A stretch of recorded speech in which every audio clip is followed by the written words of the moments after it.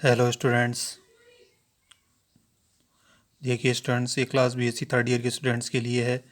आज अपन पढ़ रहे हैं ल्यूवेल थ्योरम। ल्यूवेल थ्योरम में क्या है वो अपन इसके अंदर पढ़ रहे हैं। पूर्णांक अथवा सर्वत्र विश्लेषिक फलन। देखो ये ल्यूवेल थ्योरम है और बहुत ही अच्छी थ्योरम है। इसका स्टेटमेंट अपन पढ़ते हैं, फिर इसको अपन प्रूफ करते हैं। तो सबसे पहले अपने पास में सर्वत्र विश्लेषिक की जो कंडीशन होती है उसको मैं आपको बता देता हूँ कि पूर्णांक अथवा सर्वत्र विश्लेषिक फलन यदि जेड तल अथवा सम्मिश्र तल, सम्मिश्र तल का मीनिंग क्या होता है students? Z equal to x plus iota y, यानी एक्स और वाई के अंदर जो भी अपने पास में प्लेन होगा वो किस में होगा? एक तो हमारे पास में रियल पार्ट होगा और एक उसका क्या होगा? इमेजिनरी पार्ट होगा। परिमित क्षेत्र में फलन विश्लेषिक फलन हो तो इसे पूर्णांकीय अथवा सर्वत्र विश्लेषिक फलन भी कहा जाता है। अब देखो अपने पास में इसका स्टेटमेंट क्या है, प्रमेय क्या है ये, कि यदि z के प्रत्येक परिमित मान के लिए, z के एवरी फाइनाइट वैल्यू के लिए f ऑफ z एक क्या है हमारे पास में विश्लेषिक फलन हो तथा परिबद्ध हो तो यह अचर फलन होगा, यानी ये क्या होगा हमारे पास में कांस्टेंट वैल्यू होगी। तो देखते हैं स्टूडेंट्स इसको अपन कैसे प्रूफ करते हैं। देखिए ये ल्यूवेल थ्योरम है अपने पास में। ये अपने पास में एक सर्किल है और ये यहाँ पर इस अपन ने कोई दो पॉइंट ले रखे हैं, एक तो ए और ये बी। ये वृत्त सी है और यहाँ पर इसके एक बाहर एक पॉइंट है जेड। ठीक है, तो अपने पास में इसकी सर्किल की इक्वेशन क्या हो जाएगी? मोड ऑफ जेड से अपन इसकी दूरी तय करेंगे तो यहाँ पे सेंटर पे इसकी कोऑर्डिनेट क्या हो जाएंगे? 0 0। तो mode of Z minus 0 equal to R. तो mode of Z equal to कितना आ जाएगा हमारे पास में? Capital of are.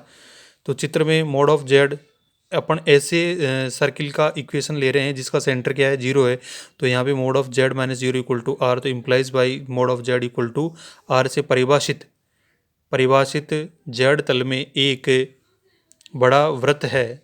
माना जेड तल में ए और बी कोई दो स्वेच्छ आर्बिट्री क्या है हमारे पास में पॉइंट है तथा सी इस प्रकार लिया गया है कि यह बिंदुओं ए और बी को क्या है? ए और बी पर क्या है? ये बाउंडेड है। अतः सी का समीकरण हमारे पास में कितना हो जाएगा? Mod of Z equal to capital of r. अब इसमें अपने पास में सेंटर नहीं दे रखा तो अपन इसमें पुटिंग क्या करेंगे? Put equal to z equal to capital of r e की पावर आयोटा थीटा। तो इसका डी जेड निकालेंगे, डी जेड निकालेंगे तो आर ई की पावर आयोटा थीटा और ई की पावर आयोटा थीटा कितना हो जाएगा? Iota into D theta. भाई थीटा का भी तो होगा इंटू डी थीटा। इस समीकरण नंबर कितना आ जाएगा मेरे पास में?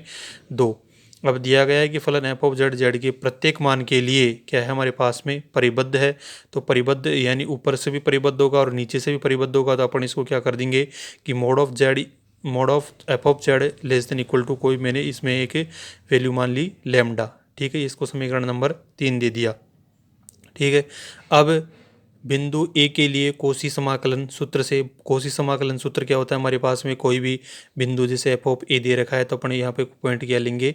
जैसे जेड नोट ले दे रखा होता तो अपन जेड माइनस जेड नोट लिखते थे। अब यहाँ पर क्या दे रखा है कि अब कोई बिंदु ए हमारे पास में क्या हो कोसी समाकलन सूत्र से, तो F of A equal to 1/2 pi iota integration of C F of Z Z minus A into D Z आ जाएगा। इसी प्रकार बिंदु बी के लिए लें अपन कोसी समाकलन सूत्र से, तो F of b equal to 1/2 pi iota integration of C F of Z Z minus B into D z. ठीक है स्टूडेंट्स, तो इसको समीकरण 4 दे देंगे और समीकरण इसको 5 दे देंगे। अगले स्टेप के अंदर अपन समीकरण 4 माइनस 5 कर देंगे। तो देखते हैं इसको। अगले समीकरण में जैसे मैंने f of A minus f of b कर दिया तो equal to 1/2 pi iota integration of C F of Z Z minus A into D z. ये ए वाले पॉइंट के लिए माइनस का चिन्ह 1/2 pi iota integration of C F of Z minus B into D z. तो 1/2 pi iota तो मैं बाहर ले लूँगा और यहाँ से कितना आ जाएगा? एफ ऑफ जेड भी बाहर आ जाएगा। तो integration of C F of Z bracket बंद 1/जेड माइनस ए माइनस 1/जेड minus B into D Z. अगले स्टेप के अंदर इसका एलसीएम क्या आ जाएगा हमारे पास में? 1/2 pi iota integration of C F of Z Z minus ए और जेड माइनस बी। इसका अपने पास में स्टूडेंट्स क्या आ जाएगा? अपने पास में एलसीएम आ जाएगा। तो अपनी ये तो क्या चला जाएगा? इधर चला जाएगा, इधर चला जाएगा। जेड माइनस बी माइनस का जेड माइनस ए इंटू ब्रेकेट बन डी जेड। तो ये माइनस और ये प्लस कैंसिल आउट हो गया। अपने पास में क्या बचेगा? 1/2 pi iota integration of C F of Z. यहाँ से इसको पहले ले लेंगे तो a minus b z minus ए और ये जेड माइनस बी। अगले स्टेप के अंदर अपन क्या लेंगे? बाउंडेड, तो अपन इसका दोनों तरफ क्या ले लेंगे? इसका मोड ले लेंगे।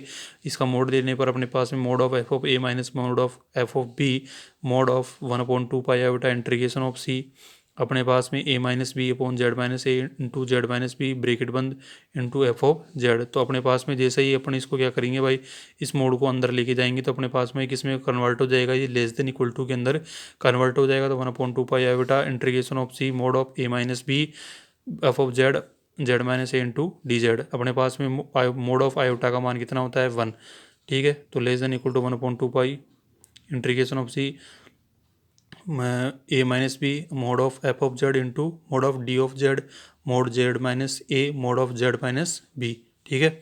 तो अपने पास कितना आ जाएगा, less than 1/2 pi iota a mode of A minus b तो मैंने बाहर ले लिया, इंटीग्रेशन ऑफ सी इसका अपन पढ़ गया है कि अभी अगर ये फलन क्या है परिबद्ध तो लेस देन इक्वल टू मैंने एफ ऑफ जेड को किसके बराबर माना था, लेमडा के बराबर माना था, तो ये लेमडा इसकी जगह आ जाएगा, ठीक है। बाई इक्वेशन थर्ड देखो, ये by equation third f of Z equal to less than equal to क्या है लेमडा। तो यहाँ पे क्या रख दिया स्टूडेंट्स मैंने, lambda mod of d z. अब यहाँ पे मोड ऑफ जेड माइनस ए और mod of Z minus b. अब यहाँ पे देखो मोड ऑफ ये इसका मान अपने पास में रियल बोन जो सर्किल सेंटर जीरो था उसका मान कितना आ रहा था, less than equal to R आ रहा था। तो less than equal to lambda को बाहर ले लिया इंटीग्रेशन के, mode of A minus B upon 2 pi iota integration of C mode of D of Z. यहाँ पर इसका मान कितना आ जाएगा are minus mode of A, और यहाँ पर भी इसका कितना आ जाएगा are minus mode of B आ जाएगा स्टूडेंट्स, ठीक है स्टूडेंट्स। तो आगे अपन इसकी कैलकुलेशन करेंगे तो अपने पास में less than equal to lambda bracket A minus B upon 2 pi iota, ये अपने पास में मान आ ही रहा है। अंदर सर्किल के अंदर क्या बचेगा, ओनली डी जेड बचेगा। डी जेड हमारे पास में क्या है, पूरे पाथ की इक्वेशन होती है। तो less than equal to lambda bracket A minus B 2 pi iota bracket बंद R minus mode of A mode of B. यहाँ पे अपने पास में डी जेड ऐसी जो सर्किल का रेडियस होती है वो कितनी होती है 2 पाई आर। तो डी जेड क्या है हमारे पास में एक सर्किल है तो इसकी रेडियस कितनी हो जाएगी 2 पाई आर। तो यहाँ पे less than equal to lambda bracket A minus b, और यहाँ पे कितना जाएगा are minus mode of A minus mode of are bracket mod of B. यहाँ से 2 पाई से 2 पाई कैंसिल आउट, तो हमारे पास में कितना बचा, ये डॉट आर बच गया। अब अपन क्या करेंगे, दोनों तरफ लिमिट लेके चलेंगे।